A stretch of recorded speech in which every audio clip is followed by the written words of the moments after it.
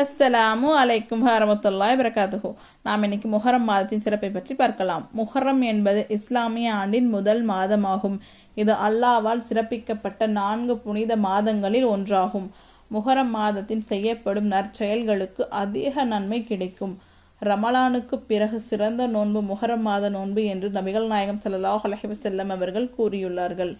முஹர்ரம் 10ஆம் நாள் ஆஷுரா எனப்படுகிறது. ஆஷுரா நாளில் அல்லாஹ் மூசா அலைஹி வஸல்லம் அவர்களையும் அவர்களின் சமூகத்தையும் ஃபிர்அவுன் இடமிருந்து காப்பாற்றினான். மற்றொன்று, உசைன் அலி அவர்கள் கர்பலாவில் உண்மை மற்றும் நீதிக்காக உயிர் தியாகம் செய்தார்கள். இந்த நாளில் நோன்பு நோற்பது முந்தைய ஒரு வருடத்தின் பாவங்களுக்கு மன்னிப்பாக அமையும் என்று நபிகள் நாயகம் ஸல்லல்லாஹு அலைஹி வஸல்லம் அவர்கள் கூறியுள்ளார்கள். முஹர்ரம் மாதம் பொறுமை, தியாகம், அல்லாஹ்வின் மீதான நம்பிக்கை ஆகியவற்றை நமக்கு நினைவூட்டப்படுகிறது.